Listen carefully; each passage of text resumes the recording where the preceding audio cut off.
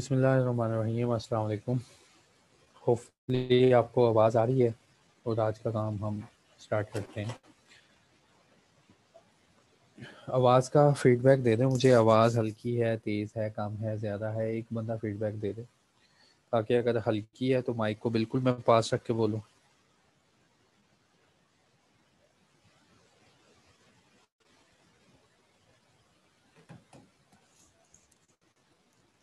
सही है, ओके।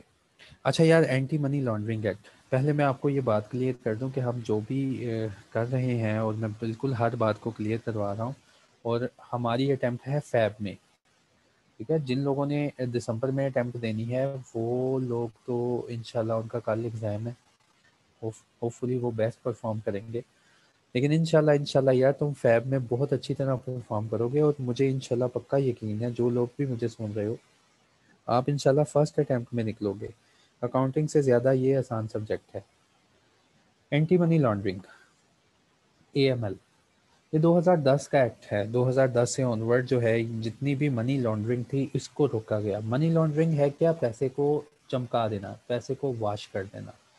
अच्छा, इसको रोकने के लिए इकदाम उठाए गए, एक एक्ट अनाउंस किया गया, एक लॉ अनाउंस किया गया, और सबको कह दिया गया कि इस लॉ को माने। और इस लॉ को, जब भी कोई लॉ बनता है तो उसको इन्फोर्स करने के लिए कोई बॉडी क्रिएट करनी पड़ती है। जैसे हमारे पास सिविल लॉ है कि अगर चोरी की तो इतनी सज़ा होगी, ये काम किया तो इतनी सज़ा होगी, किसी को धोखा दिया तो ये सज़ा होगी। और उस लॉ को इम्पोज करने के लिए पुलिस बना दी गई। इसी तरह इनकम टैक्स है हमारे पास। इनकम टैक्स ऑर्डिनेंस है कि इतना टैक्स पे करो, इतना टैक्स पे करो। हाँ, हर कोई खुद ही टैक्स पे करेगा? नहीं करेगा।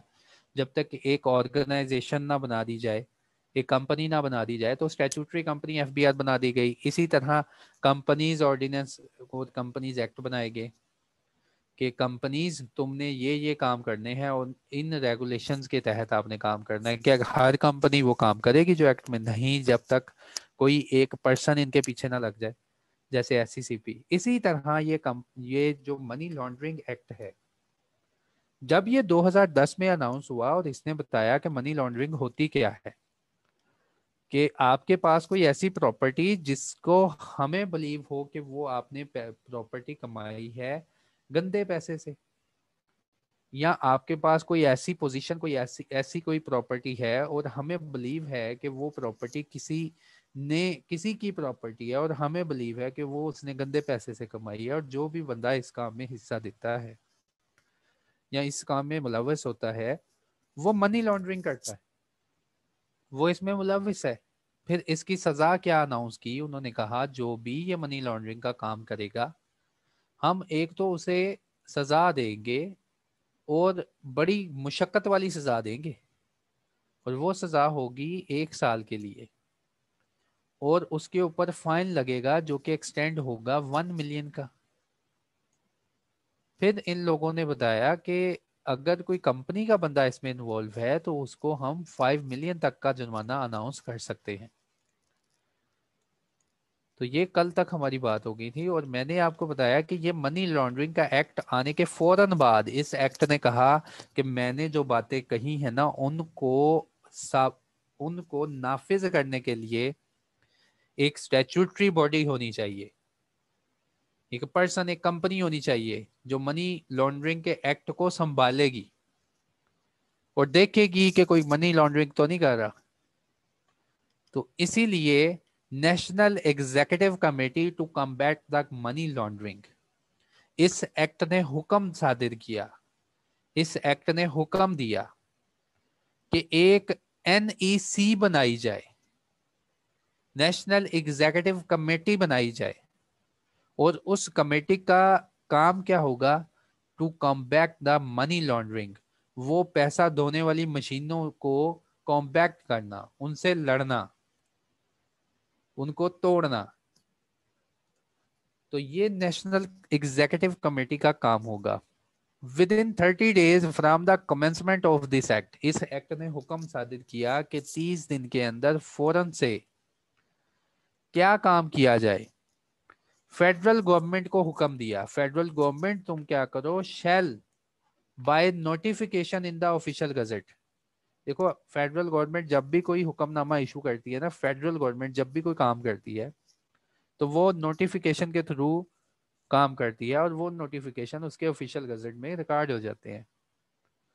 तो कहता है ऑफिशियल गजेट से by the way of notification आप क्या करें, एक कंपनी बना दें हमें, आप एक बॉडी बना दें हमें, टू कॉन्स्टिट्यूट अ कमेटी बनाए, एक कमेटी बना दें हमारे लिए, to be known as national executive committee.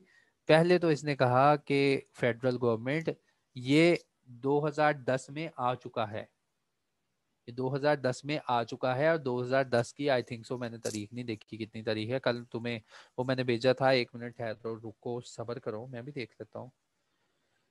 तुम्हें ग्रुप में मैंने शेयर किया था, किसी को लगता कोई तौफीक नहीं हुई इसको देखने की।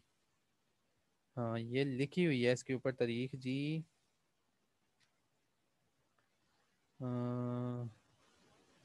2010 का एक्ट है, उसके ऊपर ये तो अमेंडेड हुआ ना जनवरी फेब 2016 में ऐड हुआ, तो तारीख में तारीख नहीं लिखी हुई, बस 2010 लिखा हुआ है। चलो तारीख में देख के बता दूंगा। तो उस तारीख से इन्होंने हुक्म दिया जी 30 दिन के अंदर अंदर एक कमेटी बना के दे दी जाए। वो कमेटी काम क्या करेगी, उस कमेटी में मेंबर कितने होंगे, इसी एक्ट ने अनाउंस किया कि उस कमेटी का जो चेयरमैन होगा, इस कमेटी का जो चेयरमैन होगा, यार ये रजिस्टर्ड कंपनी की बात नहीं हो रही। रजिस्टर्ड कंपनी में तो चेयरमैन के जो क्या होता है वो देख रहा होता है कि बोर्ड ऑफ डायरेक्टर ठीक परफॉर्म कर रहे होते हैं। ज्यादा पावर रजिस्टर्ड कंपनी में ना, रजिस्टर्ड कंपनी जो कि पब्लिक कंपनी प्राइवेट कंपनी, इसके जो बोर्ड ऑफ डायरेक्टर्स होते हैं ना, इनके पास ज्यादा पावर होती है। लेकिन ये जो पब्लिक कंपनी ये जो होती है ना गवर्नमेंट की कंपनीज और कमेटियां, इनके चेयरमैन के पास ज्यादा पावर होती है। ठीक है, तो ये ज्यादा पावर वाले बंदे को चेयरमैन कहते हैं। Minister of finance or adviser to the prime minister. इस कमेटी का चेयरमैन कौन बनेगा, चेयरपर्सन कौन होगा इस कमेटी का, वो कहते हैं जी मिनिस्टर ऑफ फाइनेंस इसका चेयरमैन होगा, या जो प्राइम मिनिस्टर का एडवाइजर है वो इसका चेयरमैन होगा, या कंसर्न्ड मिनिस्टर जो भी है उन्होंने कहा वो इसका चेयरमैन होगा। और इस चेयरमैन के साथ बाकी कौन से लोग काम करेंगे, इस चेयरमैन के साथ बाकी जो लोग हैं इस कमेटी के मेंबर होंगे, वो कौन कौन से हैं। Minister on foreign affairs, foreign affairs का जो मिनिस्टर है वो भी इस कमेटी का मेंबर होगा। ये मिनिस्टर की बात हो रही है ना, आजकल कौन है फॉरेन फॉरेन मिनिस्टर, वो जो भी फॉरेन मिनिस्टर हुआ वो ऑटोमेटिकली इस कमेटी का मेंबर बन जाना है। Minister for law and justice, ठीक है, पाकिस्तान का वजीर कानून, जो वजीर कानून होगा ना, वो जो भी हुआ, जब भी वो अनाउंस हुआ वो इस कमेटी का मेंबर बन जाया करना है। Minister for interior, interior minister जो है वो भी इसका मेंबर बन जाएगा। गवर्नर एससीसीपी वो भी इसका मेंबर बन जाया करेगा, और सॉरी गवर्नर एसबीपी और चेयरमैन एससीसीपी वो भी इस कमेटी का मेंबर बन जाएगा। और उसके बाद डायरेक्टर जनरल, और ये कौन सा डायरेक्टर जनरल है आगे जाके पता चलेगा, डायरेक्टर जनरल ऑफ एफएमयू, एफएमयू आगे जाके पढ़ाएंगे आपको, फाइनेंशियल मॉनिटरी यूनिट। पाकिस्तान में एक ऐसा यूनिट है जो कि फाइनेंशियल ट्रांजैक्शन के ऊपर उसकी नज़र है, उसका ऑफिस स्टेट बैंक के अंदर है, उसको कहते हैं फाइनेंशियल मॉनिटरी यूनिट। पाकिस्तान की जितनी भी फाइनेंशियल ट्रांजैक्शंस बाय बैंक हो रही हैं उसकी उनके ऊपर नज़र है। उसका डायरेक्टर जनरल इस कमेटी का मेंबर होगा और इस कमेटी का सेक्रेटरी होगा। ये जो डायरेक्टर जनरल है ना, ये इस कमेटी का मेंबर भी होगा और इस कमेटी के फैसले लिया करेगा, सेक्रेटरी भी होगा इस कमेटी का।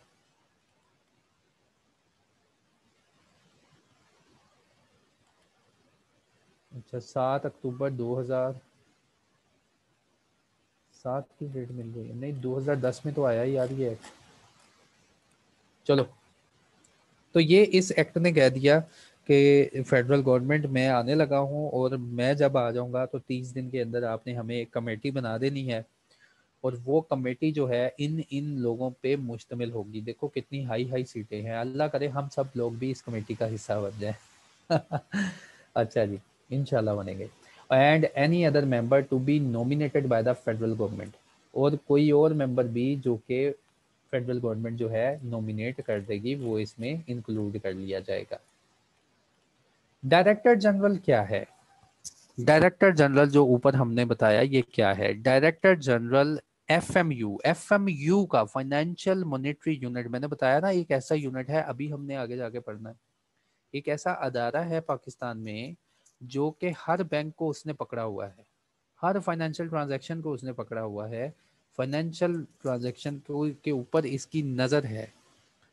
तो उसका डीजी, उसका डायरेक्टर जनरल इस नेशनल एग्जीक्यूटिव कमेटी का सेक्रेटरी होगा, यानी कि इसका मेंबर भी है और इसका सेक्रेटरी भी है। सेक्रेटरी का मतलब कि जो यहाँ पे डिसीजन होगा ये एफएमयू में जाके वो नाफिज करवा देगा।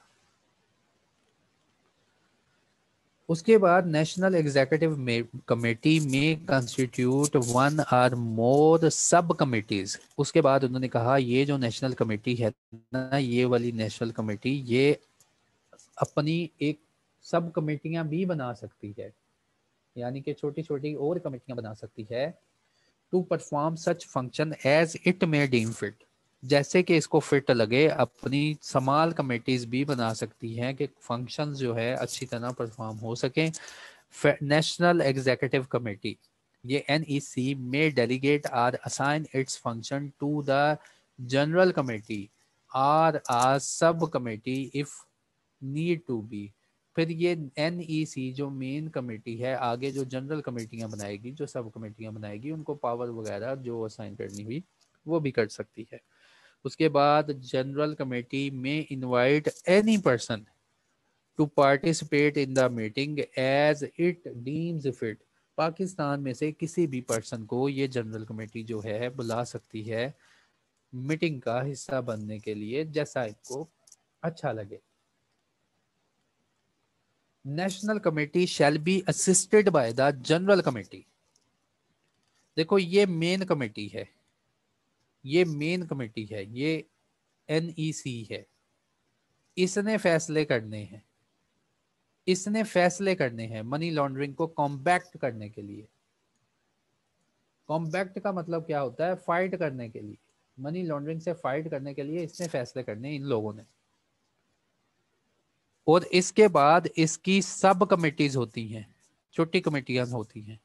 फिर इसके बाद इसकी एक जनरल कमेटी होती है, फिर इसके बाद इसके नीचे FMU होता है। अब देखो जनरल कमेटी में कौन होगा? National executive committee shall be assisted by the general committee. इसको मदद मिलेगी जनरल कमेटी से, टू बी कंपोज्ड ऑफ, ये किन मेंबरान से बनी होगी? इस जनरल कमेटी का चेयरमैन कौन होगा? Secretary finance. जो फाइनेंस का सेक्रेटरी है वो इसका चेयरमैन होगा। सेक्रेटरी इंटीरियर इसका मेंबर होगा। ऊपर बात याद रखो, ऊपर मिनिस्टर फॉर इंटीरियर है, ठीक है, मिनिस्टर हैं, यहाँ पे सेक्रेटरी हैं, secretary foreign affairs, secretary law, chairman national यानी कि चेयरमैन नैब, चेयरमैन नैब इसका मेंबर होगा जनरल कमेटी का। हाँ, NEC का मेंबर नहीं होगा ये। हाँ, अगर फेडरल गवर्नमेंट कहेगी तो ये इसका मेंबर बनेगा। जनरल कमेटी का चेयरमैन नैब जो है वो मेंबर होगा। चेयरमैन FBR भी इसका मेंबर होगा, सिर्फ जनरल कमेटी का chairman FBR।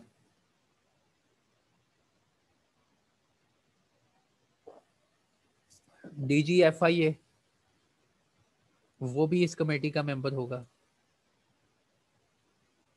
Anti narcotics force का DG वो भी इसका मेंबर होगा। डिप्टी गवर्नर एसपीपी, वो भी इस जनरल कमेटी का मेंबर होगा। कमिश्नर एससीसीपी, एससीसीपी का कोई कमिश्नर इसका मेंबर बन सकता है। उसके बाद डायरेक्टर जनरल, डायरेक्टर जनरल कौन? एफएमयू का डायरेक्टर जनरल इस कमेटी का भी मेंबर होगा। Any other member to be nominated by the federal government, और इसमें वो भी मेंबर शामिल कर लिए जाएंगे जो कि federal government from time to time announce करेगी, तो उनको इसमें रख लेंगे। तो ये हो गई general committee. Functions of NEC, NEC कौन कौन से फंक्शंस परफॉर्म करती है, यानी कि ये मेन कमेटी की बात होने लगी है इस वाली की। ये मेन बंदे क्या काम करेंगे इनके बारे में बताने लगे हैं। पहले तो बता दिया कि इनमें कौन कौन सा बंदा ऐड होगा, अब बताने लगा है कि ये बंदे क्या क्या काम करेंगे। Functions of national executive committee, national executive committee shall hold its meeting not less than twice a year, कम अज कम साल में 2 दफा नेशनल एग्जीक्यूटिव कमेटी जो है एक साथ बैठेगी। And shall be responsible to, और इसका काम क्या होगा, क्या करेगी?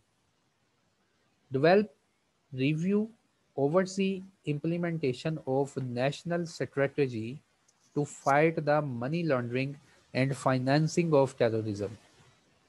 इस कमेटी का पहला काम ये होगा कि साल में उन्होंने कहा कम से कम 2 बार तो ये सारे बड़े बड़े बंदे आपस में बैठें और डिसीजन मेकिंग करें और रिव्यू करें। डिसीजन मेकिंग की हुई है तो अपने प्लान्स को रिव्यू करें, जो प्लान किसके लिए बनाए गए हैं, फाइट करें मनी लॉन्ड्रिंग से या फाइनेंसिंग ऑफ टेररिज्म से। पहला इसका काम ये है। Determine the offences existing in the Pakistan that may be considered to be predicate offense for the purpose of this act। जैसे उन्होंने कहा कि इस कमेटी का पर्पस है दूसरा, कि एक तो इन्होंने बता दिया ना कि ये मनी लॉन्ड्रिंग होती है। ये देखो यार, एक तो ये डेफिनेशन बता दी ना एक्ट ने कि ये मनी लॉन्ड्रिंग होती है। कहता है इसके अलावा, इसके अलावा अगर कोई और चीज भी मनी लॉन्ड्रिंग बनती हुई तो वो भी इसके अंदर ऐड कर देनी है तुमने डेफिनेशन के अंदर, कि अगर कोई और सोर्स से मनी लॉन्ड्रिंग की अच्छी डेफिनेशन बनती है तो वो भी इसके अंदर इसका हिस्सा बना देनी है। उसके बाद provide guidance and sanction in farming the rules regulation under this act. उसके बाद ये एक्ट एक बार अनाउंस हो गया, बार बार एक्ट बना के नहीं देना उन्होंने, कि इसमें कोई अमेंडमेंट चाहिए हो या इसके लिए कोई रूल्स रेगुलेशन चाहिए हो तो आपने रूल्स एंड रेगुलेशन बना के दिया करनी है। Make recommendation to the federal government for effective implementation of this act. फिर ये कमेटी फेडरल गवर्नमेंट को गाइड करेगी कि ये वाला एक्ट पाकिस्तान में कैसे और किस तरह नाफिज करना चाहिए। And forming the of national policy to combat the money laundering and financing of terrorism. और कहता है जी आपने ये बताना है कि मनी लॉन्ड्रिंग से कैसे फाइट कर सकते हैं और टेररिज्म की फाइनेंसिंग जो है वो कैसे रोक सकते हैं। उसके बाद issue necessary directions to the agencies involved in the implementation and administration of this act. जो एजेंसी पाकिस्तान में, जैसे नैब हो गया, जैसे एफआईए हो गया, ये जो है मनी लॉन्ड्रिंग से फाइट कर रही हैं। आए दिन आप लोग सुनते होंगे खबर कि हुंडी के कारोबार को एफआईए ने छापा मार लिया। ठीक है, तो कोई ऐसा अगर कोई कारोबार चल रहा है और कोई अदारा उसको देख रहा है तो कहता है इनको नेसेसरी डायरेक्शंस और नोटिफिकेशन इन लोगों को इशू करेगा।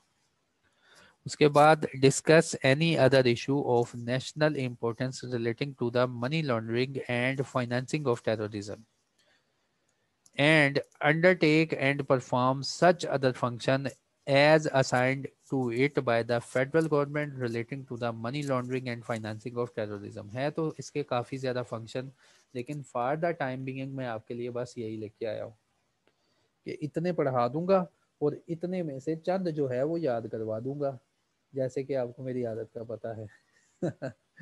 अच्छा, कोई मसला नहीं। यही फंक्शन याद हो जाए तो बड़ी बात है। और भी जो फंक्शन है वो भी बड़े सौखे हैं यार, काम का बर्डन हमने कम करना है। Financial monitoring unit. अच्छा, ये जो एनईसी काम करेगी ना, नेशनल एग्जीक्यूटिव कमेटी जो काम करेगी, ये काम जो है, एक मिनट चार्जर लगा लूं, चार्जर उतर गया मेरे ख्याल से, लग गया। अच्छा जी, ये जो नेशनल एग्जीक्यूटिव कमेटी काम करेगी ना, इसको असिस्ट असिस्ट कर रही है इसकी जनरल कमेटी और इसकी सब कमेटियाँ। और बाकियों के फंक्शन क्यों नहीं बताए गए यार? बाकियों ने भी तो इसी काम के लिए काम करना है ना, कि इसको नेशनल एग्जीक्यूटिव कमेटी को असिस्ट करना है इन लोगों ने। तो बाकी कमेटीज जो होंगी वो नेशनल एग्जीक्यूटिव कमेटी को इन्हीं पर्पस के लिए असिस्ट करेंगी, इन्हीं पर्पस के ऊपर इसको गाइड करेंगे, जो इसके मेन पर्पस हैं। फाइनेंशियल मॉनिटरिंग यूनिट, एफएमयू है क्या? फेडरल गवर्नमेंट, फेडरल गवर्नमेंट क्या करे, ये एक्ट कह रहा है 2010 का। Federal government shall by notification in the official gazette establish a FMU, financial monitoring unit, which shall be housed, जो कि अपना घर बनाएगा। अब सच में ना सोच लेना, घर बनाएगा। विच शैल बी हाउस्ड का मतलब है कि इसका हेड ऑफिस कहाँ पे होगा? इन एसबीपी, कि जहाँ एसबीपी का हेड ऑफिस है ना, वहीं पे इसका ये हेड ऑफिस होगा। और जहाँ जहाँ एसबीपी की ब्रांचेज है, इसकी भी ब्रांचेज उसके साथ ही हो जाएंगी। Which shall be housed in SBP or any other place in the Pakistan. इस एक्ट ने कहा फेडरल गवर्नमेंट कि आपने एक नोटिफिकेशन इशू करना है, क्योंकि फेडरल गवर्नमेंट के पास इख्तियार है ना, नोटिफिकेशन के थ्रू कोई भी काम कर सकती है, कि एक बॉडी बनाए, एक कमेटी बनाए, एक कंपनी बनाए, स्टैट्यूटरी कंपनी बना दे हमें, जिसका नाम हम रखेंगे फाइनेंशियल मॉनिटरिंग यूनिट। और ये अपना घर बनाएगा एसटीसीपी में या एनी अदर प्लेस जो इसको सुटेबल हुई। FMU shall have independent decision making authority। FMU क्या करेगा? इंडिपेंडेंट डिसीजन मेकिंग अथॉरिटी है on day to day matters coming within its area of responsibility. FMU क्या करेगा? FMU के पास इख्तियार है, इंडिपेंडेंट डिसीजन मेकिंग पावर है कि वो डेली काम करे, डेली काम करे हर उस मैटर पे जो कि इसकी रिस्पॉन्सिबिलिटी के अंदर फॉल हो रहे हैं। डायरेक्टर जनरल जो कि NEC का सेक्रेटरी है, जो इसका डायरेक्टर जनरल होगा ना, वो नेशनल एग्जीक्यूटिव कमेटी का मेंबर भी होगा और सेक्रेटरी भी होगा। डायरेक्टर जनरल क्या करेगा? और ये कौन होना चाहिए? Director general who shall be the financial sector specialist. मेरी बात हो रही है, तुम्हारी बात नहीं हो रही। Director general who shall be the financial sector specialist who shall be appointed by the federal government in consultation with SBP to head the FMU and exercise all powers and functions of FMU subject to the administration oversight of the General Committee। उन्होंने कहा कि director general जो है ना, ये financial sector का कोई specialist हो, और इसको लगाने से पहले फेडरल गवर्नमेंट लाजमी कंसल्ट करेगी एसबीपी के साथ कि ये बंदा हेड कर ले एफएमयू को और इसकी सारी पावर्स को एक्सरसाइज कर ले। और एफएमयू किसके किसके नीचे काम करेगा? Subject to the administration oversight of the general committee, जो कि एफएमयू जनरल कमेटी के नीचे काम करेगा। National executive committee main committee, उसकी जो सब कमेटी है जनरल कमेटी, उसके नीचे एफएमयू काम करेगा। एफएमयू क्या काम करेगा? FMU काम करेगा, FMU shall exercise the following parts to perform the following functions, namely एक मिनट में पानी पी लूँ।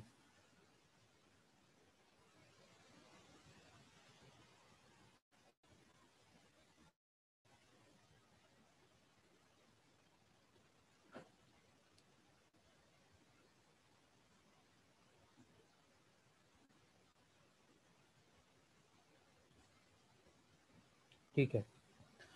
FMU shall exercise the following parts and perform the following functions, namely FMU ये वाले काम पाकिस्तान में करेगा और ये functions जो है परफॉर्म करेगा।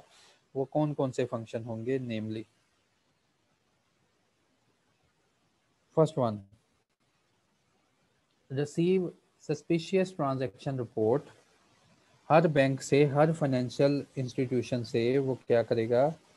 रिसीव करेगा, रिसीव करेगा फाइनेंशियल रिपोर्ट्स जो कि सस्पिशियस ट्रांजैक्शन रिपोर्ट्स होंगी, और करेंसी ट्रांसफ़र रिपोर्ट, CTR इसको बोलते हैं, करेंसी ट्रांजैक्शन रिपोर्ट्स इसको बोलते हैं, करेंसी ट्रांजैक्शन रिपोर्ट्स, यानी कि फॉरेन ट्रांजैक्शन करेंसीज जो हैं इनकी reports from the financial institutions and such non-financial institution and professionals as may be necessary to accomplish the objective of this act। FMU क्या करेगा? पाकिस्तान में कोई भी अदारा है जो कि फाइनेंशियल डीलिंग में है, वो बैंक हो जाए, वो NBFC हो जाए, कोई फाइनेंशियल इंस्टीट्यूशन हो जाए, उससे सस्पिशियस ट्रांजैक्शन रिपोर्ट लेगा। अब ये सस्पिशियस ट्रांजैक्शन रिपोर्ट क्या है? इसके लिए हमें FMU की जो रूल्स है, रेगुलेशंस है, वो पढ़ने चाहिए, लेकिन हमारे सिलेबस में नहीं है। जैसे अगर आप बैंक के पास जाते हो ना, आप ऑनलाइन करवाने लगते हो, तो वो आपको रोक लेते हैं, वो आपसे पर्पस पूछते हैं, आपसे सारी चीज़ें पूछते हैं, कंफर्म करते हैं। क्यों यार वो चीज़ें कंफर्म करते हैं? क्या बैंक को वैसे ही उसको शौक चढ़ा हुआ है कि आप ऑनलाइन करवाने गए हैं, 2 मिलियन की ऑनलाइन करवाने गए हैं, बैंक फौरन से 5-6 फॉर्म ला के आपके सामने रखेगा, ये भी फिल करो, ये भी फिल करो, ये भी फिल करो, और हमें ये भी बताओ कि ये किस पर्पस के लिए है। क्यों बैंक ऐसा काम करता है? क्योंकि FMU ने इन सारे फाइनेंशियल इंस्टीट्यूशंस को कैप्चर किया हुआ है, इनसे रिपोर्टिंग लेता है कि बताओ ये इस महीने कितनी ट्रांजैक्शन इस एरिया में फाल हुई। हाँ, अगर 2 मिलियन की ट्रांजैक्शन थी, ये लो फॉर्म जो मैंने फॉर्म दिए है, क्या तुमने वो फिल करवाए और हमें बताया, रिपोर्ट किया? ठीक है, तो सबसे पहले सस्पिशियस ट्रांजैक्शन रिपोर्ट, और सस्पिशियस ट्रांजैक्शन क्या होती है वो FMU को पता है, इनका एक क्राइटेरिया है। उसके बाद तमाम फाइनेंशियल इंस्टीट्यूशन से करेंसी ट्रांजैक्शन रिपोर्ट लेगा। करेंसी ट्रांजैक्शन रिपोर्ट क्या होती है? हर बैंक बताएगा कितने डॉलर कमाए और कितने डॉलर बेचे और किस किस को बेचे। आपके पास अगर कोई 10 भी डॉलर है ना, कन्वर्ट करवाएंगे, अगले बंदे आपसे ID कार्ड मांगेंगे। आप किसी भी मनी एक्सचेंज के पास चले जाओ या बैंक में चले जाओ, बैंक में तो अकाउंट होगा, फिर ही वो डॉलर आपको एक्सचेंज करके देगा, और एक्सचेंज जब करते हैं ना डॉलर को, तो वो मंथ एंड पे रिपोर्ट करते हैं कि फलां बंदे ने 10 डॉलर लिए हमसे। इवन के आपके जो रिश्तेदार कंट्री से बाहर है, वो जब आपको पैसा भेजते हैं ना, तो मंथ एंड पे बैंक भी वो रिपोर्ट करता है कि फलां बंदे ने इस बंदे को इतना पैसा बाहर से भेजा और इस पर्पज के लिए भेजा। ठीक है, ये सारी रिपोर्टिंग किसको जा रही होती है? FMU को जा रही होती है। फिर FMU क्या करेगा? To analyze the suspicious transaction report. Transaction report इसके पास आ जाएगी सारे फाइनेंशियल इंस्टीट्यूशंस की। उस रिपोर्ट को क्या करेगा? Analyse the suspicious transaction report and CTRs, currency transaction report, and in that report and in that respect the FMU may call for record and information from any agency or any person in Pakistan related to the transaction in question। फिर FMU क्या करेगा? इस report में से अगर उसे कोई transaction ऐसी मिली या किसी ट्रांजैक्शन के ऊपर उसको कोई शक है, उस ट्रांजैक्शन से रिलेटेड इख्तियार दिया गया इसको कि तुम किसी भी बंदे से रिकॉर्ड मांग लो, इंफॉर्मेशन मांग लो, और वो बंदा जो है आपको रिकॉर्ड देने के लिए लायबल होगा। किसी भी एजेंसी से, एजेंसी का मतलब किसी भी गवर्नमेंट अदारे से आप कोई भी इंफॉर्मेशन मांग सकते हैं उस ट्रांजैक्शन से मुताबिक। और उसके बाद आल सच एजेंसीज और पर्सन, तमाम एजेंसियां पाकिस्तान की और तमाम पर्सन पाकिस्तान के shall be required to promptly provide the requested information. ये एक्ट हुक्म देता है कि इस एफएमयू को वो सारी इंफॉर्मेशन प्रोवाइड की जाएगी। To disseminate on the confidential basis after analyzing the suspicious transaction report and CTR, confidential basis पे ये क्या करेगा FMU, after analysing transaction report, जो ट्रांजैक्शन रिपोर्ट इसने बैंक से ली होगी उसको, और CTR रिपोर्ट जो इसने ली होगी उसको एनालाइज करने के बाद, उसके ऊपर काम करने के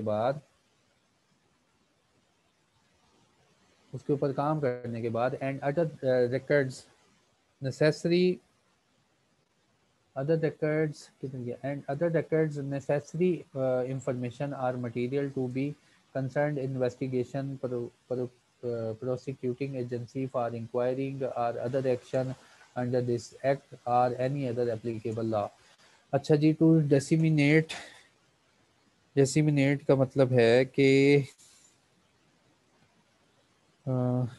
एक मिनट, इसका मतलब बताना जरा कोई गूगल से देख के। डेसिमिनेशन, डिसिमिनेट,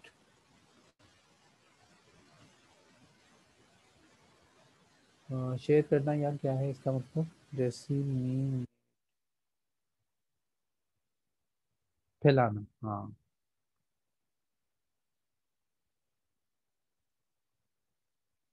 ठीक है। फैलाना का मतलब कि शेयर करना, इंफॉर्मेशन शेयर करना।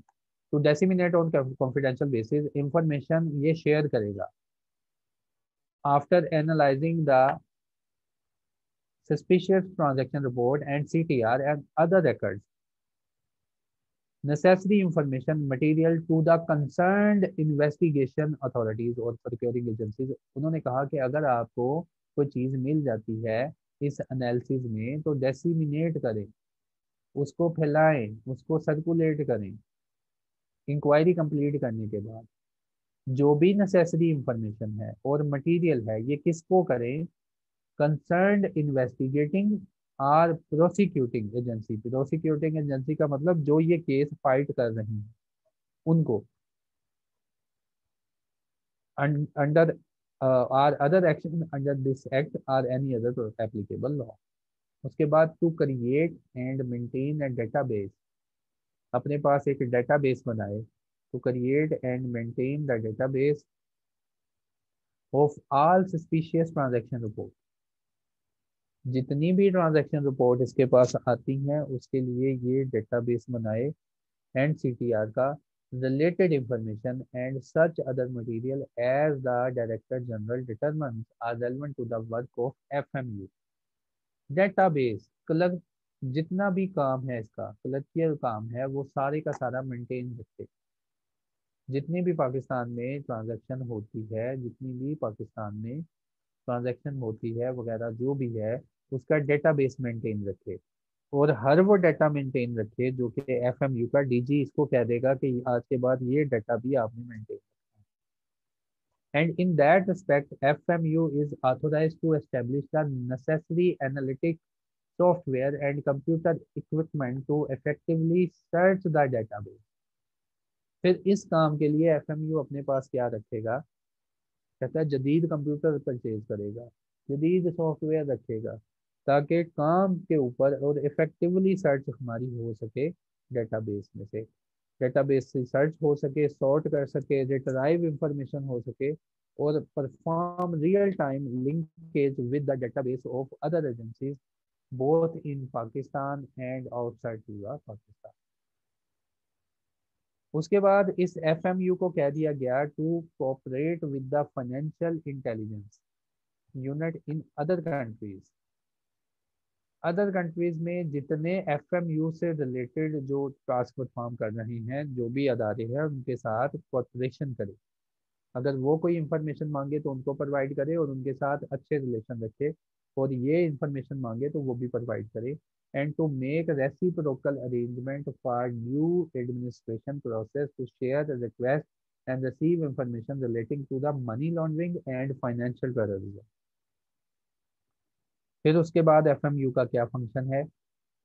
to represent Pakistan at all international and regional organization and grouping of financial intelligence units and other international group and forum which address the offences of money laundering and other relating matters। जहाँ भी money laundering का matter होगा, जहाँ भी कोई काम होगा या बाहर के फोरम में पाकिस्तान को रिप्रेजेंट करना है, तो एफएमयू ने जाके पाकिस्तान को रिप्रेजेंट करना है कि पाकिस्तान जो है माशाल्लाह पाक है मनी लॉन्ड्रिंग से। इसकी रिप्रेजेंटेशन कौन करेगा? एफएमयू जाके करेगा। To submit to the national general committee, general committee को और नेशनल एग्जीक्यूटिव कमेटी को रिपोर्ट्स सबमिट करेगा, including an annual report containing overall analysis of suspicious transaction report and CTR statistics concerning the investigation and prosecutions conducted in relation to the offences of money laundering and financing of terrorism in Pakistan, and recommendation to the countermeasures to combat the money laundering and financing of terrorism। उसने कहा फिर ये एफएमयू जो है national executive committee को और general committee को report दिया करेगा कि इस फाइनेंशियल ईयर में कितनी सस्पिशियस ट्रांजैक्शन थी, इस सस्पिशियस ट्रांजैक्शन में से कितने केसेस मनी लॉन्ड्रिंग के आइडेंटिफाई किए गए और कितने केसेस टेररिज्म के फाइंड किए गए और इन केसेस के नताइज क्या निकले। वो सारी रिपोर्ट जो है एफएमयू इन दोनों कमिटीज को सबमिट करेगा। In this behalf FMU may call periodic reports from the investigating and prosecuting agencies. इस काम को अचीव करने के लिए एफएमयू जो इन्वेस्टिगेटिंग एजेंसीज हैं, जैसे नैब हो गया, एफआईए हो गया, और प्रोसिक्यूटिंग एजेंसी जो कि हुकूमत का कोई अदारा होगा जो ये केस लड़ रहा है, उनसे इंफॉर्मेशन लेगा कि ये केस कहाँ तक पहुंचे। To frame regulation in consultation with SBP, SBP के साथ सर जोड़ के बैठेगा और उसके साथ कंसल्ट करके रेगुलेशन इशू किया करेगा। And SECP for ensuring the receipt of suspicious transaction report, SBP और एसईसीपी के साथ मिलकर रेगुलेशन बनाएगा कि ये बैंक्स हैं और ये फाइनेंशियल इंस्टीट्यूशंस हैं, ये मनी एक्सचेंजर्स हैं, इनसे कैसे और किस तरह की सस्पिशियस ट्रांजैक्शन की रिपोर्ट लेनी है। And CTRs from the financial institution and non-financial business and professions with the approval of the National Executive Committee to recommend to the regulatory authorities of reporting entities to issue the regulations as considered necessary to combat the money laundering, financial terrorism, to enter into arrangement with the domestic agencies, authorities, or engage a financial institution or an intermediary or such other non-financial institution professions or any of its officer as it may deem necessary for facilitate implementation of this act to perform all such function and exercise। शुक्र है अल्लाह का खत्म हो गया। ठीक है, तो hopefully मैंने आपको अच्छी तरह समझा दिया कि एफएमयू के फंक्शन क्या होते हैं। यहाँ तक किसी का कोई क्वेश्चन है पूछें, ज़रा 2 मिनट मुझे सांस ही मिल जाए। अच्छा ये भी क्लियर है, ये भी क्लियर है। अच्छा बाद में मैं तुम्हें बताऊंगा कि इसमें से याद क्या करना है, अभी सुन ही जाओ बस।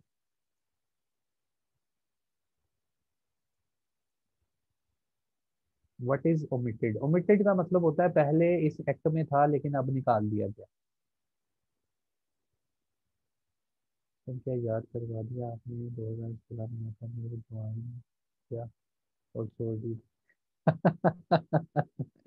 अच्छा मौसम ने ज्वाइन किया है फिर तो छोड़ा क्यों तुमने?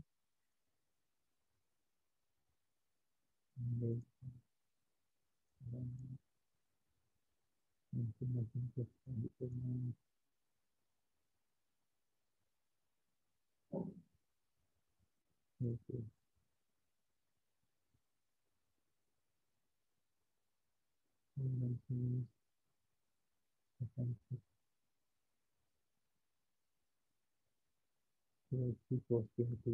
तो चले जाते यार वहाँ पे।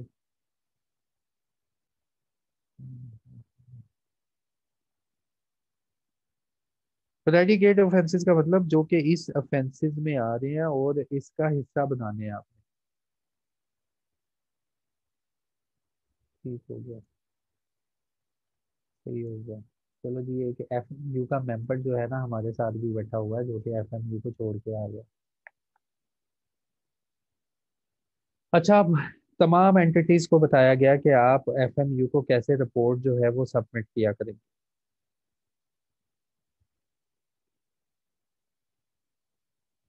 Procedure and manner for furnishing information by reporting entities.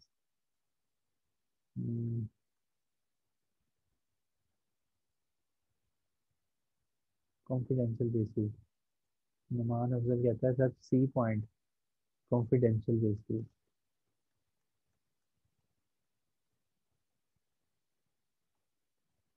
To disseminate on confidential basis. उसने कहा फैलाना है कॉन्फिडेंशियल बेसिस पे। किसको फैलाना है? देखो ये सारी चीज खत्म करते हैं फिर हमें समझ आएगी। ये खत्म कर दो, ये खत्म कर दो, ये लो। और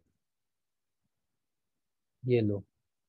to disseminate on confidential basis. Confidential basis पे तुमने किसी चीज को फैलाना है। किसको फैलाना है? Necessary information or materials to the concerned investigating or prosecuting agency. अब जहां मनी लॉन्ड्रिंग हो रही है एफएमयू ने वहां तो नहीं ना पहुंच जाना। किसको भेजेगा? किसको भेजेगा? एफआईए जाएगा, नैब जाएगा, इनकी टीमें जाएंगी ना। तो इन्होंने अगर कोई इंफॉर्मेशन मांग ली या किसी ट्रांजैक्शन के मुतल्लिक इसको पता चल गया, तो वो बताया है to disseminate on a confidential basis. Confidential basis पे नेसेसिटी इंफॉर्मेशन और मटेरियल किसको सुपुर्द करेगा? इन्वेस्टिगेशन और prosecuting agency for inquiry and other action. और ये जो इंफॉर्मेशन लेगा ये कहाँ से लेगा? ये यहाँ से लेगा। After analyzing the suspicious transaction reports and CPR and other records।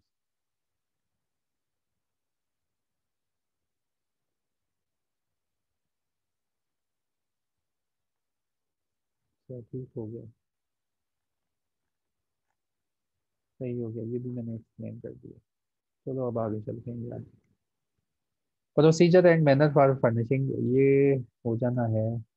बस सही है। आठवां, आठवें से हमारा काम अब जबरदस्त स्टार्ट होने लगा। Procedure and manner for furnishing information by reporting entities. Reporting entities FMU को कैसे रिपोर्ट सबमिट करवाया करेंगे? Every reporting entity. अब एफएमयू में बताया गया है रिपोर्टिंग एंटिटी क्या है। इस रिपोर्टिंग एंटिटी में आप सोच सकते हो बैंक होगा, एनबीएफसी होगी, कोई भी। इसने डेफिनेशन की है रिपोर्टिंग एंटिटी की, हमें नहीं कंसर्न उससे। Every reporting entity shall file with the FMU to the extent and in the manner prescribed by the FMU. उस तरह से और उस तरीकों से जैसे कि एफएमयू ने स्पेसिफाई किया है। Report of suspicious transaction conducted or attempted by at or through such reporting entity if it knows, suspect, or has reason to suspect that transaction or pattern of the transaction is the part of। कहता हर reporting entity ना एफएमयू को बताएगी कि ये जो transaction है मेरी नज़र में सस्पिशियस है, या ये जो आपने मुझे फॉर्म दिया है उनके मुताबिक ये ट्रांजैक्शन इस कैटेगरी में फॉल हो रही है। और हर रिपोर्टिंग एंटिटी इसको बताएगी कि ट्रांजैक्शन इसके बिलीफ पे किस में जा रही है। involves fund derived from illegal activities or is intended or conducted in order to hide the disguise the proceeds of crime। ये ट्रांजैक्शन ऐसी है जो कि इस रिपोर्टिंग एंटिटी की नज़र में जुर्म की दुनिया से कमाई गई। ये ट्रांजैक्शन जो होने जा रही है इसमें जो पैसा इन्वॉल्व है ये जुर्म की दुनिया से कमाया गया। Or design to evade any requirements of this section, या इस सेक्शन की किसी रिक्वायरमेंट को इवेड करने के लिए वो ट्रांजैक्शन होने लगी है। यानी कि इस सेक्शन की रिक्वायरमेंट क्या है, रिपोर्टिंग करें। और कोई ट्रांजैक्शन ऐसी होने जा रही है जो कि कह रही है कि आप हमसे ये फॉर्म शाम फिल ना करवाएं। Has no apparent lawful purpose, purpose लिखवाया गया लेकिन पर्पस जो है वो मैच नहीं हो रहा ट्रांजैक्शन से। Has no apparent lawful purpose for examining the available facts, और उन फैक्ट्स को जो पर्पस में लिखे हुए थे उसके मुताबिक मैच नहीं हो रहे। Including the background responsible purpose of the transaction, जो ट्रांजैक्शन का पर्पस मेंशन किया गया वैसा पर्पस हमें नहीं मिला। हमने जब ये ट्रांजैक्शन की और हमें पर्पस बताया गया था वैसा पर्पस नहीं नजर आ रहा इस ट्रांजैक्शन का। फिर involve financing of terrorism including the fund collected, provided, used, meant for, otherwise linked, related to terrorism, terrorist act or organization and individual concerned। Every reporting entity shall, in accordance with the regulation issued by the relevant authority for, जो भी है complete हो गया यार। उसने कह दिया कि जितनी भी रिपोर्टिंग एंट्रीज होंगी वो इसको रिपोर्ट करें, जो इसने फार्म शाम दिए हैं उन रिपोर्ट उन फार्म्स के ऊपर, और इसको बताएं, इसको समझाएं कि भाई ये फार्म के ऊपर ये जो ट्रांजैक्शन होने जा रही थी इस तरह हुई है और हमें शक है कि ये टेररिस्ट फाइनेंसिंग है या मनी लॉन्ड्रिंग है। तो इसने रिपोर्टिंग एंटिटी के बारे में ये लिखा हुआ है। अब नेक्स्ट जो है मज़ेदार काम शुरू होने लगा। अजान हो रही है, मैं ज़रा खामोश हूँ। नहीं, अभी इस मंजर की अजान नहीं हो रही, आवाज़ कम है। Attachment of property involved in money laundering. आपको याद होगा किस्सा मियां साहब का। माशाल्लाह जब उनका केस आया था और जब अनाउंस हुआ था तो गवर्नमेंट ने क्या अनाउंस किया था, याद है किसी को? हाँ मुझे याद है। तो तब उन्होंने अनाउंस किया था कि मियां साहब को भी सजा, मरियम साहबा को भी सजा, कैप्टन सफदर जो है उसको भी सजा। और उसके बाद उन्होंने कहा था कि हाँ इनको फाइन भी लगेगा। और एक और बात कही थी कि इनकी जो प्रॉपर्टी है ना, इनकी जो प्रॉपर्टी है इनको अटैच कर लिया जाएगा। ठीक है, इनको अटैच कर लिया जाएगा। अटैच का मतलब ये फेडरल गवर्नमेंट में ऐड कर दी जाएगी प्रॉपर्टी। तो अटैचमेंट ऑफ प्रॉपर्टीज, अब ये प्रॉपर्टीज छीनेंगे। अजान हो रही है, जरा मैं खूब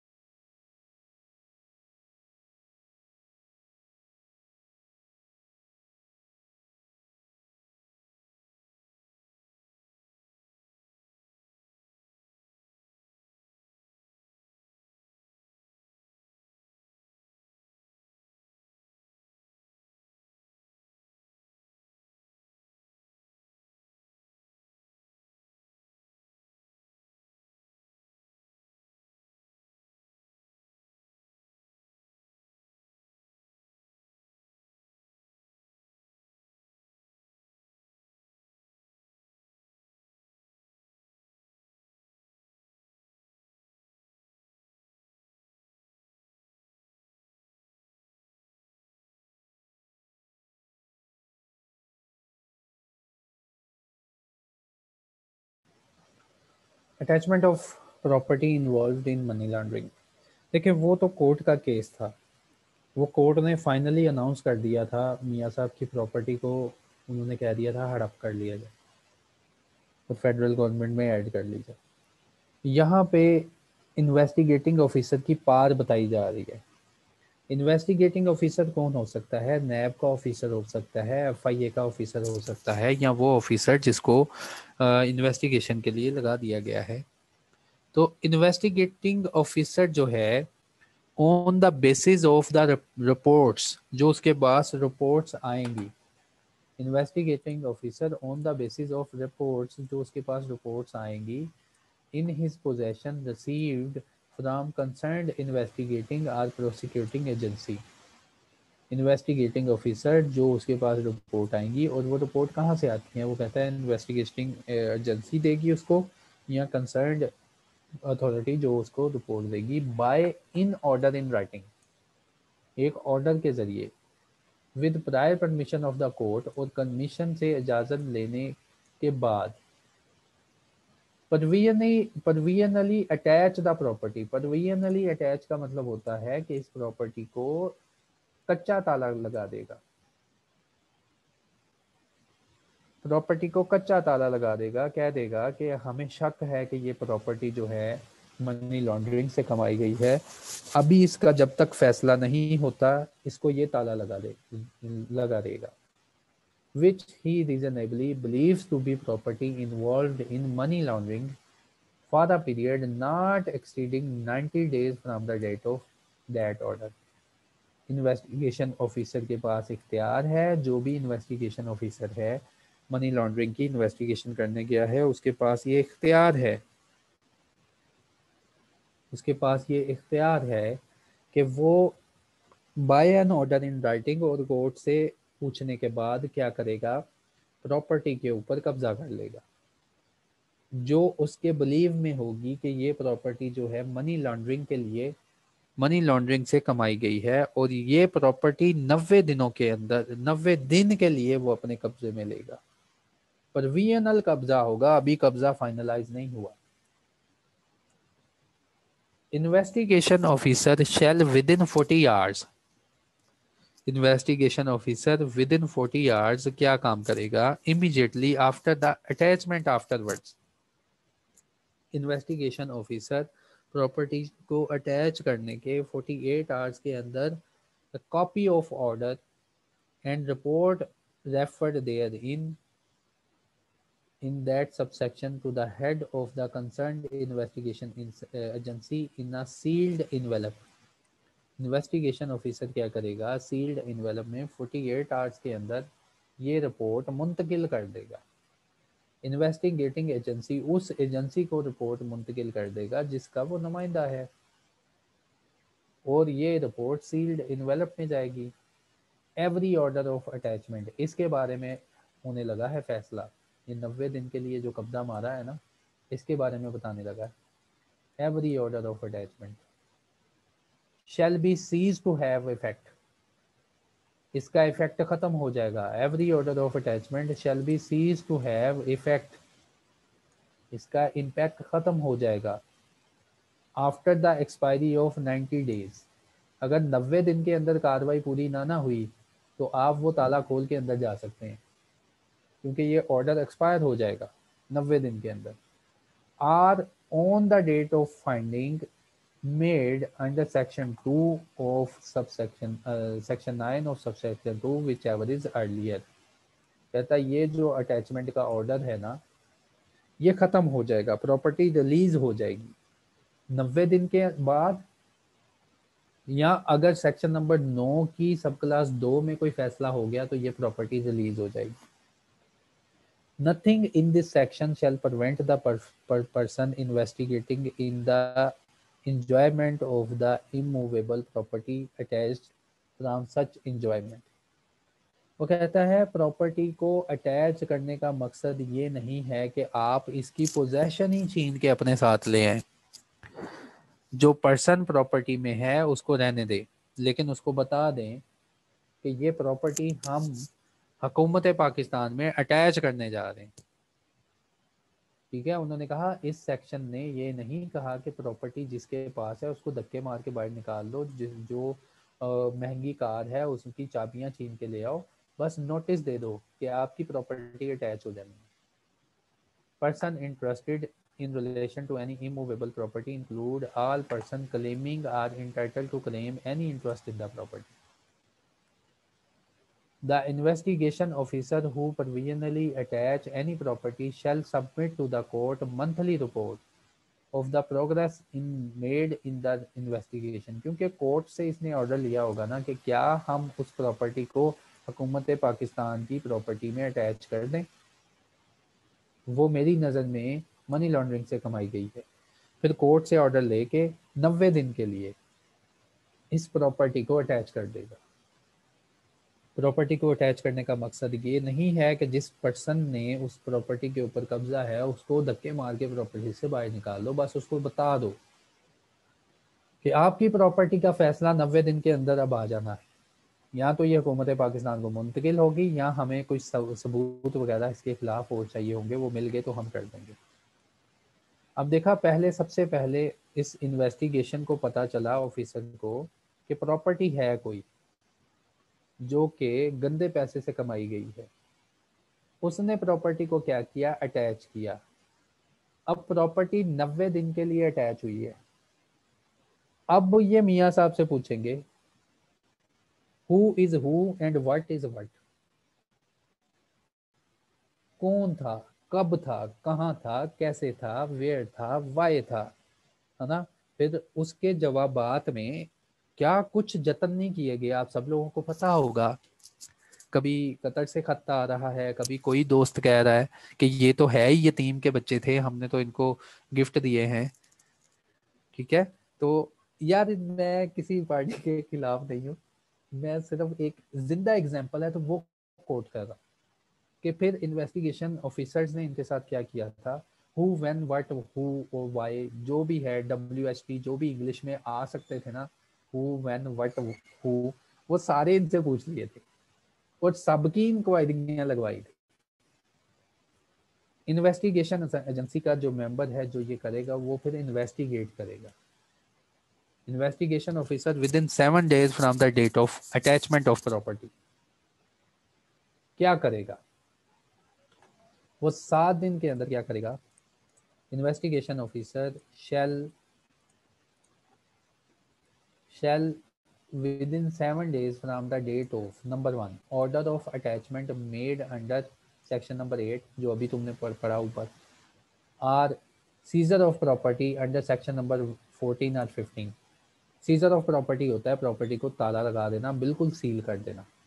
कहता है इन्वेस्टिगेशन ऑफिसर 7 दिन के अंदर नंबर 1 जो ऊपर पढ़ा कि अटैचमेंट ऑफ प्रॉपर्टी, या नंबर 2 सीजर ऑफ प्रॉपर्टी जो कि सेक्शन नंबर 14 और 15 में जाके पढ़ेंगे, क्या काम करेगा। Serve a notice of not less than 30 days on the person concern, जो पर्सन कंसर्न है, इन्वॉल्व है इसमें, उसके ऊपर एक नोटिस सर्व करेगा। ये नोटिस क्या करेगा, notice shall call upon such person to indicate, ये नोटिस इस पर्सन को कॉल करेगा। आपके मतलूबा नंबर से जवाब मसूल नहीं हो रहा, वो वाली कॉल नहीं करेगा, इस पर्सन से इंक्वायर करेगा, बताओ ये पैसा कहाँ से आया, सोर्स ऑफ इनकम, आपकी अर्निंग क्या है और आपके एसेट्स क्या है, और कितनी अर्निंग में से या कितने एसेट्स में से आपने ये property out of which or by what mean of which he has acquired the property that has attached or seized. Property को सीज करने के बाद या प्रॉपर्टी को अटैचमेंट का नोटिस देने के बाद जो ये इन्वेस्टिगेटिंग ऑफिसर है 30 दिन के अंदर अंदर ये जो पर्सन है इसको नोटिस भेजेगा कि आप हमें बताएं कि यार आपकी सोर्स ऑफ इनकम क्या है। अच्छा, आपने बता दिया आपकी सोर्स ऑफ इनकम क्या है, अब आप बताएं आपकी एसेट्स और अर्निंग के क्या है आपके पास। फिर आप हमें ये भी बताएं कि किन अर्निंग से, किस एसेट से आपने ये वाला एसेट परचेज किया है। ठीक है, तो अगर तो हलाली बंदा है वो तो बताएगा यार कि ये मैंने पैसे इतनी मेहनत से यहाँ पे ये काम किया है और वहाँ से ये पैसा आया है, सारा प्रूफ है मेरे पास, और ये एसेट मैंने कैसे लिया है। हाँ, अगर ये गंदे वे से पैसा लिया है, मनी लॉन्ड्रिंग से पैसा लिया है, फिर नहीं इसके पास जवाब होगा। फिर चाहे 101 पेशियां हो जाएं, आपको जवाब नहीं मिलेगा असली। उसके बाद वेयर आर नोटिस स्पेसिफाई यानी property as being held by a person on behalf of any other person, a copy of such notice shall also be served upon such person. फिर कहता है जहां ये प्रॉपर्टी किसी और के पास रखवाई है तो इस पर्सन को भी नोटिस जाएगा और उस पर्सन को भी नोटिस जाएगा जो उस प्रॉपर्टी में पोजेशन रखता है। Where property is held jointly by more than one person, notice shall be served upon all person holding such property। तो वही पहले उन्होंने बताया कि अटैच कर लो प्रॉपर्टी, प्रॉपर्टी को निशान लगा के आ जाओ कि कौन सी प्रॉपर्टी को कब्जे में लेना है।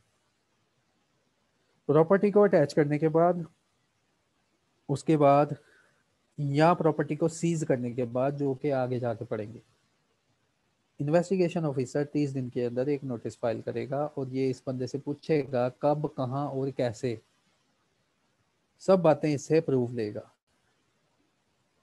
इस इंक्वायरी के बाद इन्वेस्टिगेशन ऑफिसर शेल आफ्टर,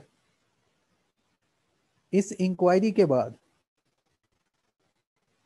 जो 101 पेशियां हुई थी उनकी इंक्वायरी के बाद इन्वेस्टिगेशन ऑफिसर क्या करेगा, after considering the reply to the notice issued, जो नोटिस इशू किया गया उसका रिप्लाई कंसिडर करेगा, एंड हियरिंग ऑफ दुखियारा पर्सन, एग्रीव्ड पर्सन, फिर वो दुखियारा हो जाएगा ना जिसको नोटिस भेजेंगे। वो देखा था मियाँ साहब को कितनी तकलीफ होती थी इन्वेस्टिगेशन में जाते हुए, बेचारे बहुत दुख में थे तब, तो वो फिर दुखियारे पर्सन ही हो जाते हैं ना। हियरिंग द एग्रीव्ड पर्सन, सारे नोटिस का रिप्लाई लेने के बाद और एग्रीव्ड पर्सन को सुनने के बाद, and taking into account all relevant material placed on record before him, और वो सारा मटेरियल अपने सामने रखने के बाद, record of finding whatever all or any other properties referred in the notice or properties involved in money laundering, लिखेगा बैठ के। इन्वेस्टिगेशन ऑफिसर इन्वेस्टिगेट करने के बाद लिखेगा, फिर फैक्ट लिखेगा कि मैंने नोटिस का रिप्लाई कैसे लिया, इस दुखियारी पार्टी ने क्या क्या बोला वो लिखेगा। उसके बाद सारा मटेरियल और सारे फैक्ट्स और सारे रिकॉर्ड से मैंने कंक्लूड क्या किया कि जो प्रॉपर्टी जिसके ऊपर मैं निशान लगा के आया हूँ, जिसको मैं मार्क करके आया हूँ, क्या ये प्रॉपर्टी मनी लॉन्ड्रिंग से कमाई गई है या नहीं। ठीक है, ये फैक्ट लिखेगा। वेयर इन्वेस्टिगेशन ऑफिसर डिटरमिन्स, जहां इन्वेस्टिगेशन ऑफिसर डिटरमिन कर ले कि ये प्रॉपर्टी जो नोटिस में लिखी गई है, property involve in money laundering, he shall apply to the court for an order confirming। जहां इन्वेस्टिगेशन ऑफिसर जो है ये पता चल जाए उसको कि प्रॉपर्टी मनी लॉन्ड्रिंग से कमाई गई है, वो कोर्ट का ऑर्डर लेगा। Number 1, attachment of the property, अगर उसने अटैचमेंट का ऑर्डर नहीं भेजा तो पहले भेजेगा अटैचमेंट ऑफ प्रॉपर्टीज, या अगर उसने अटैचमेंट का ऑर्डर भेजा है तो रिटेंशन ऑफ प्रॉपर्टीज, कि प्रॉपर्टी के ऊपर अब कब्जा रखें, इसको रिटेन रखें। और रिकॉर्ड सीज्ड प्रॉपर्टीज, इस रिकॉर्ड को, प्रॉपर्टी को सीज कर लिया जाए। Court after giving reasonable opportunity, देखा कोर्ट ने फिर सबको बुला लिया था, वो जो कमेटी थी जो बनाई गई थी वाजिद ज़िया की, और इन बच्चों को सबको बुला लिया था। कोर्ट में after giving opportunity of hearing to the aggrieved person pass an order confirming the attachment, retention, seizure or release of property। ठीक है, कोर्ट ने फिर क्या फैसला अनाउंस किया था हम सबको पता है। अटैचमेंट और रिटेंशन और seizure of property shall. Attachment, retention या seizure of property shall continue during the pendency of the proceeding relating to any predicate offence or money laundering before a court। उन्होंने कहा प्रॉपर्टी सीज में रहेगी, property attach में रहेगी, property हमारे पास तब तक कब्जे में रहेगी जब तक ये वाला कोर्ट जो है ये वाला जो केस है कोर्ट के सामने ओपन रहेगा। एंड बिकम फाइनल, और ये प्रॉपर्टी फिर भी हमारे पास रहेगी, कब्जे में रहेगी और बंद रहेगी अगर फाइनल हो गया कोर्ट में। And become final if it is proved in court that property is the property involved in the money laundering. चलो यहाँ तक कोई क्वेश्चन है तो मुझे बताएं। आगे जो है बड़ा मजे का एक्ट है, फिर तुम्हें बातें याद आएंगी फिर पढ़ के, हाँ ये हुआ था, ये हुआ था। अच्छा जी,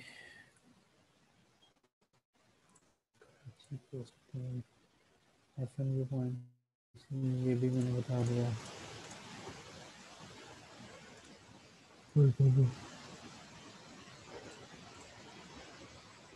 स्लाइड में अभी सेंड कर देता हूँ। हाँ जी, कोई और क्वेश्चन है किसी का? क्वेश्चन है किसी का?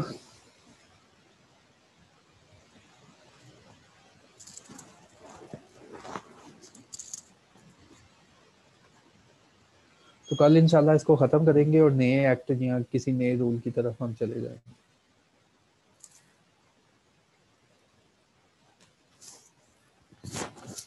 ओके जी, अल्लाह हाफिज़।